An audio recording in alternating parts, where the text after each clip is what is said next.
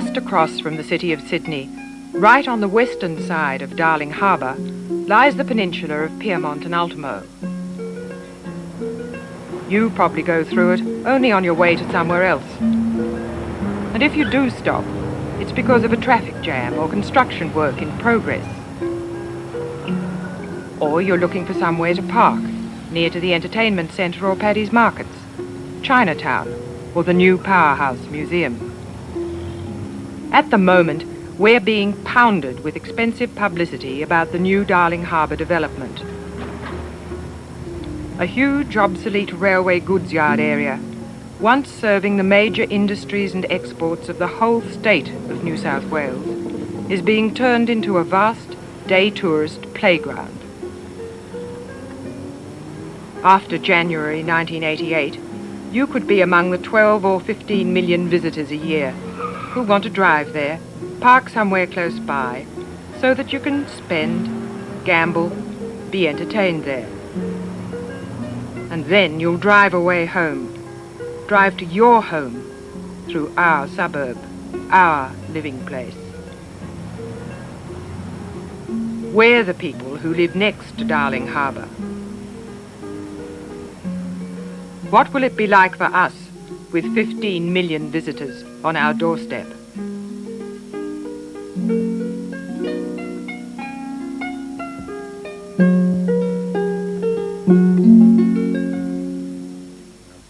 Urban redevelopment, that's the great irony. A few years ago, before the Darling Harbour project was a gleam in a politician's eye or a jewel in a developer's crown, there were various proposals for the recycling of the old railway area right on Sydney's waterfront.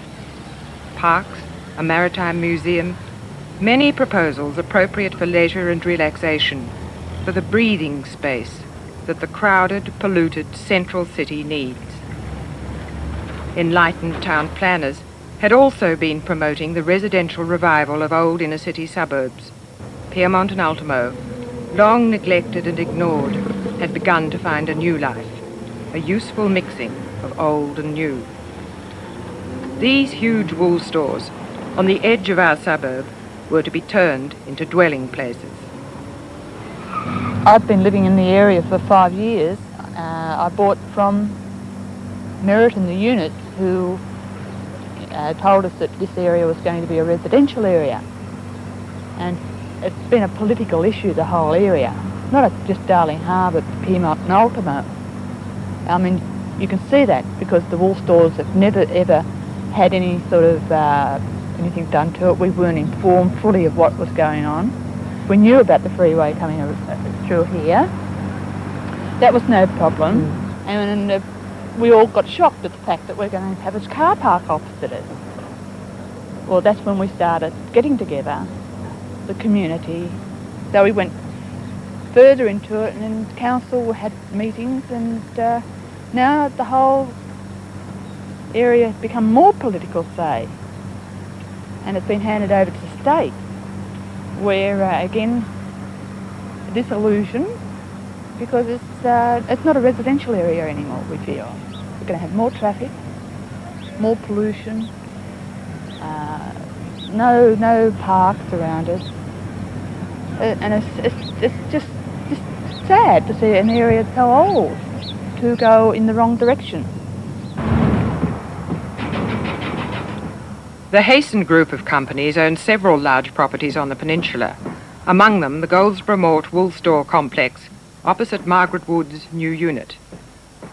The Hasten group had originally applied to Sydney City Council to have it rezoned as residential. The residential development of those buildings wasn't financially viable, and the City Council accepted that fact. So we then moved on to commercial, being a higher use and being something which was financially viable. And then came the Darling Harbour scheme, quite frankly, and the need to respond to the demands of the Darling Harbour scheme that were being created. As you know, that the state government had to step in and take control of the Goldsborough Mort wool store complex in order to process the application for our application for car parking or a larger amount of car parking in favour of reduced office content. They did that because time was against us. To cater for the Darling Harbour project, we need to have the car park up and open by January of 1988. So the Traffic Authority has in recent times, I think, been selling out the city by approving large car parks that are going to really kill the city of Sydney, and it's happening not only in Ultimo, but it's happening in other important areas like the Rocks. What we did in refusing those wool stores and saying to Mr Hayson, we've already given you 2 approvals up to this moment in time, one for residential and one for commercial, we'd like you to go back and use those options, not turn these wool stores into giant car parks, because we are committed, both in the strategic plan of 1983 and the local environmental plan for Pyrmont and Ultimo 1986, we are committed to residential regeneration and traffic management. That's why we refuse the wool stores. Mr Laurie Brereton is State Minister for Roads, for Ports, for Public Works and so for Darling Harbour. The power granted to him by the Darling Harbour Authority Act allowed him to take the wool store out of the hands of local government. One of our aldermen arranged a meeting in a local church so that we could hear from all sides what was happening and express our opinions. Mr Brereton and his colleague, the Minister for Environment and Planning, declined the invitation to attend. The Deputy Engineer for the Department of Main Roads did attend. Mr Ken Dobinson. Gentlemen, I brought the plan with its superimposed sketch of the freeway along so that I wouldn't have to talk for long. Originally, the concept of the freeway to the west was that it should take through traffic over existing suburbs, out of local streets, away from inner residential areas. The 1985 version of the plan was as sympathetic as possible, and we accepted the necessary compromises. The version that is now forging ahead is redesigned to cater for the millions of visitors needed for the financial viability of the final Darling Harbour scheme. The Darling Harbour Authority Act gives the Minister for Public Works the absolute power to say what the Darling Harbour Authority will control and will not control. And he can do it like that by publishing in this document, which is called the Government Gazette, a change to the boundaries. It's totally up to Laurie Brereton what the Darling Harbour Authority covers and does not cover. And as I mentioned, when the council made a decision that he, for some reason, did not like on the big wool store down here, overnight he made the decision to add that into Darling Harbour. Yes, a question from the back. Is it going to go straight into a freeway, or is it suddenly going to come out on Harris Street or Pyrmont Street? But the way it's been planned and the way it seems to be operating, I would say it's very ad hoc, and it's been changed quite a few times, and you don't really know what it's going to do. The road system is being planned to accommodate the people who are coming there. It's all fits together as a Meccano set, and it should all work very nicely. Ultimately, what the Department of Main Roads does, and the Traffic Authority does, and the Darling Harbour Authority does, is not at all focusing on the problems of the local people. They are insensitive to the problems of the local people, and the local people are left, in a way, completely without a franchise. We are invisible in Pyrmont and Ultimo. People don't think that we live here because we're surrounded by freeways, we're surrounded by industry. But I want people to come out and be seen and to be heard. I think this is essential if we are going to survive. What is the history of this area that has given even newcomers the urge to press for its survival? Over the last 2 centuries, the fortunes and population of this peninsula have waxed and waned. Pyrmont was settled early. Ultimo was part of Surgeon John Harris's estate. It was not built on until his descendants began the development of their various portions in the late 1800s. Thereafter, it was a crowded, thriving, friendly area, with industry and dwelling places side by side. Changes in industrial technology, years of political neglect, and above all, random and uncoordinated planning contributed to a slow decline, particularly after the Second World War. Yet, because of its low density, much of the character of the community remained. This was built as a workers' suburb over 100 years ago. All the houses front right onto the street and they're 10 to 20 foot wide. There'd be a couple of hundred houses here and all of them would be 150 yards, 200 yards walk maximum to the newsagents, the pub, the corner store. This tends to develop a society where people walk out their front door, stroll along the footpath to go to the pub, buy the paper, that sort of thing, walk past other people's front door, say hello as they go, and say hello to the other guy who's walking back from getting his paper.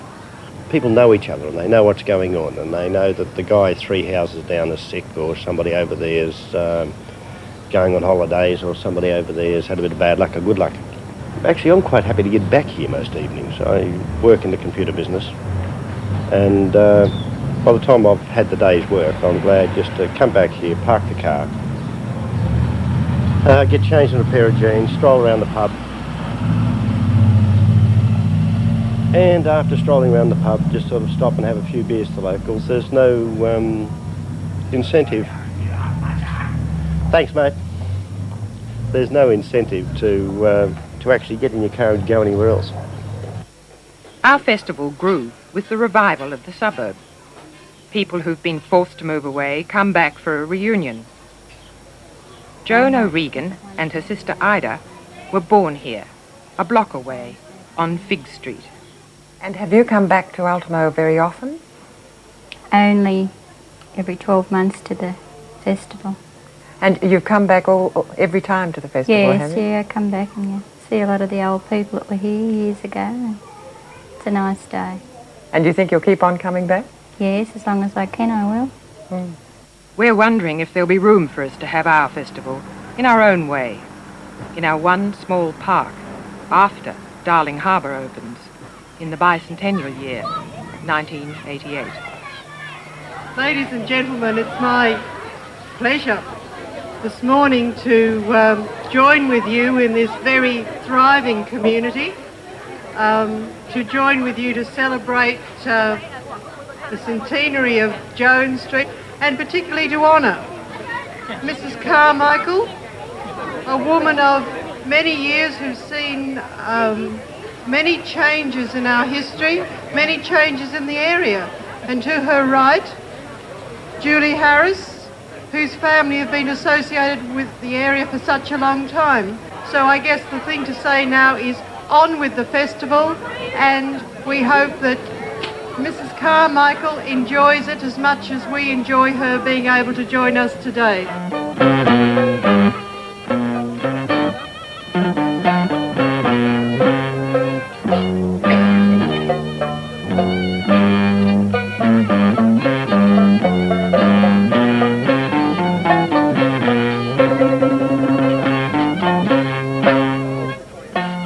I think it's a wonderful suburb. I think mainly because it's so small and it's very, very close to the city, as we all know. But I think the biggest problem is the fact that we are slowly but surely being swamped by all the roads. We're becoming an island.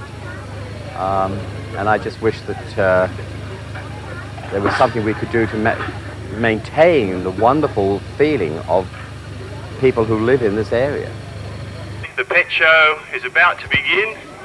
Any boys and girls that have their pets, if you'd like to take them round to St Francis Xavier's courtyard now. Thank you very much. And he got 3 legs. Oh, look, he's only got 3 legs. What happened to his legs? I don't know. He was in cages with rats, so the rats were flattening him off. The residents would always have a small voice. They'd be worried they'd have to do what they've been doing, have to compromise along the way. But they'll have phenomenal amenity. They're going to have they've got the city at their doorstep, and they've got the whole of Darling Harbour.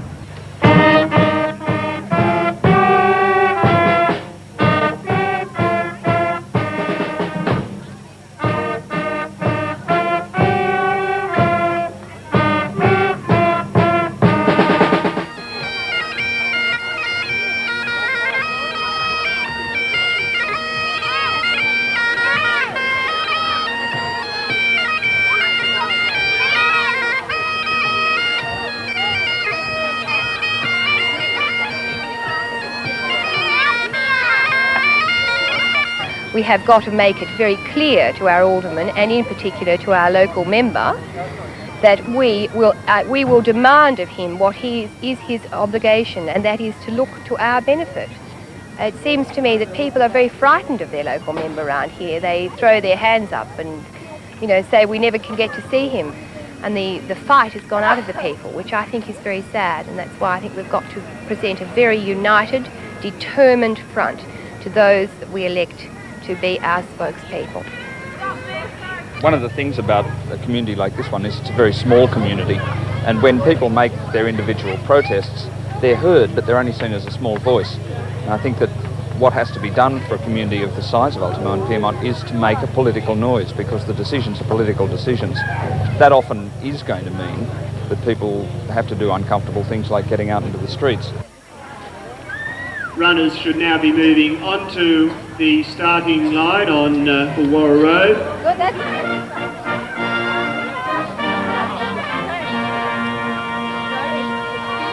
Thank you, band. Runners ready? On your mark. Get set, go!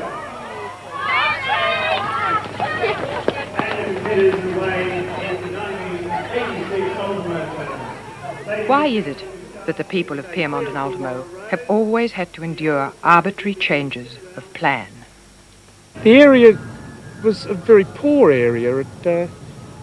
For decades, in the famous University of New South Wales least desirable suburb list, which was compiled by a man called Congleton, for decades this Pyrmont Ultimo was neck and neck with Zetland as in the race for Sydney's most undesirable suburb. But the nutritional side of it was dreadful, in that most of them had a main course of chips and Coke, and the chips and Coke created bad teeth. And the way of growing up in this area was to have lost your teeth by 13.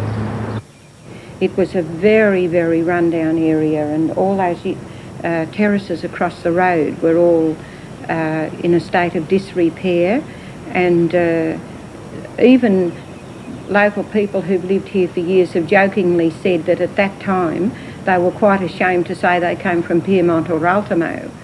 There was a push from all sides, the political parties, the state government, the professionals, the town planners and so on. There was a push to make this peninsula what was called, in one of the more infamous planning reports, Sydney Sink, to locate in this peninsula all developments that weren't acceptable elsewhere in Sydney. This is Fig Street. The few remaining terraces are all that is left of a once thriving residential area. In the late 1960s, there was a plan for a freeway to go through to Glebe, and on the strength of that plan, the demolition of Fig Street began.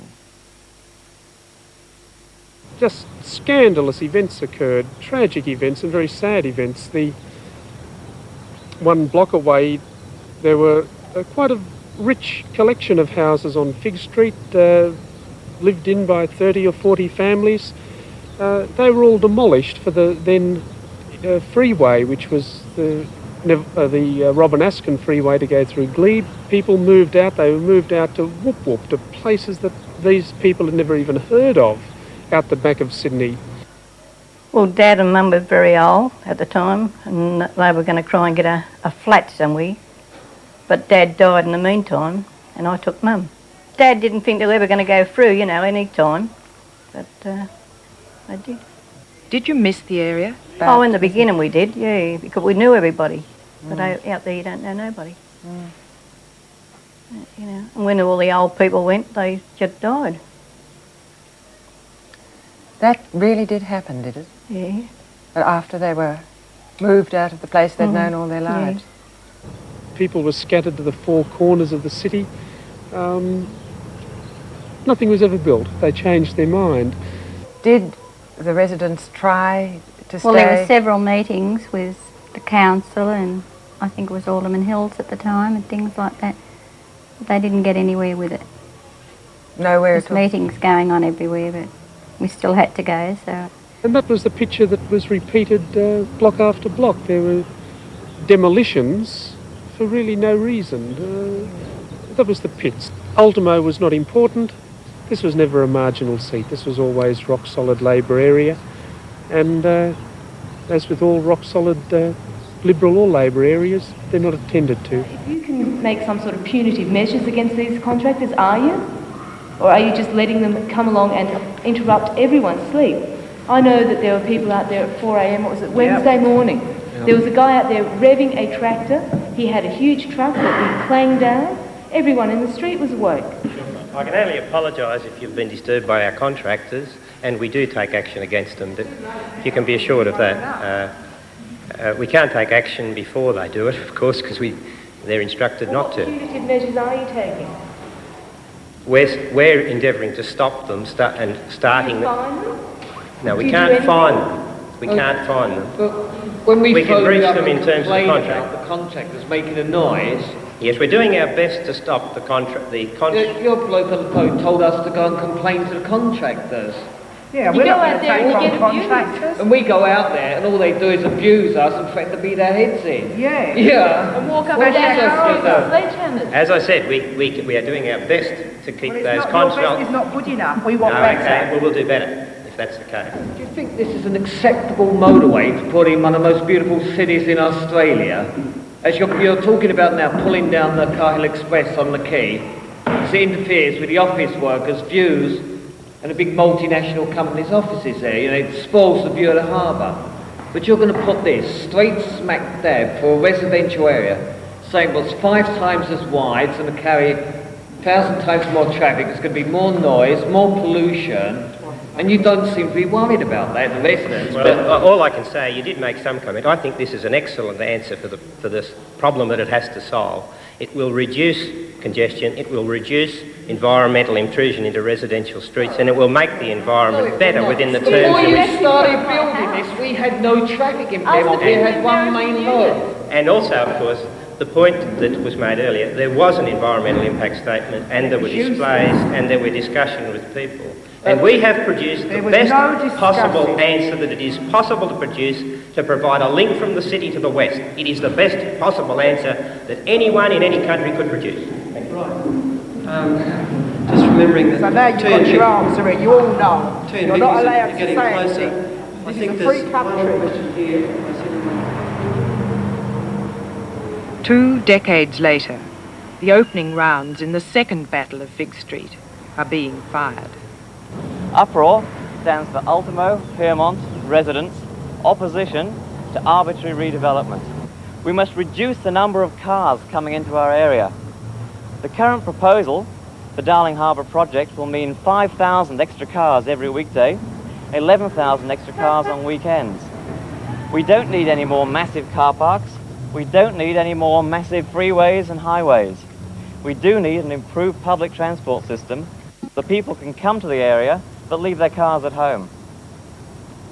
We must ensure that in completion of this project, the area is landscaped and the area around us is planted with trees and greenery, so it's a pleasant place to live. Bring up your families. We are being interrupted in the middle of the night, 2, 3, 4 o'clock in the morning, by construction vehicles, heavy lorries, explosions, generators. Only yesterday there was a concrete pour that began at 4:30 a.m. in the morning with heavy flows of concrete trucks going down this narrow street. There are 4,000 residents in our area, and if no action is taken, the Darling Harbour project is going to be a disaster for us. Thank you.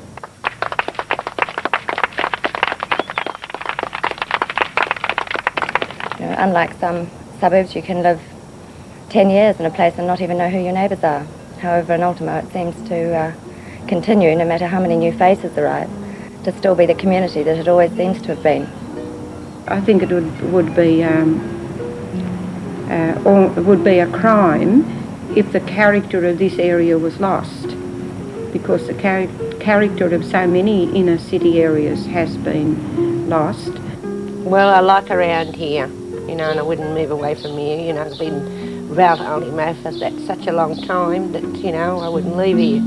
You know everybody around here, you know, and everybody's so nice and kind, you know, and you've got friends, you know, you've got a lot of friends around you, and they'll help you and do things for you if they can, you know. That's why I won't. If I left here, I mean, I'd be lost. I really would be.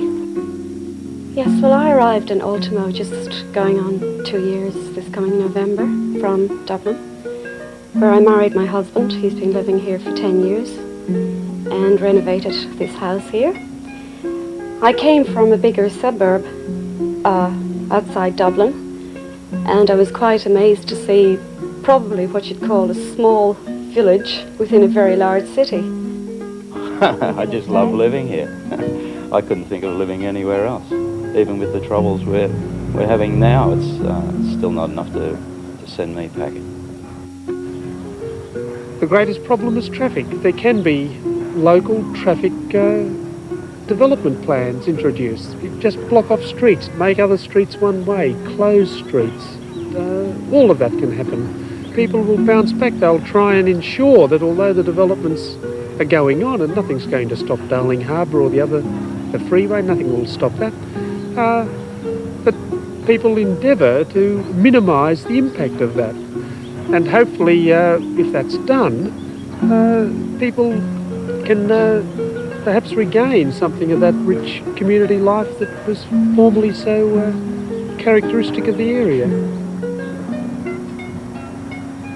You can build an industrial estate or a new dormitory suburb in less than a year.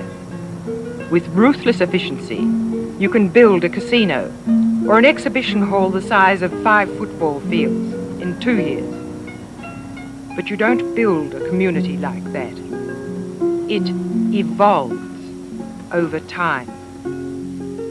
It can be thoughtlessly destroyed overnight. That is why we are fighting here, just across from the city of Sydney, just on the fringe of Darling Harbour.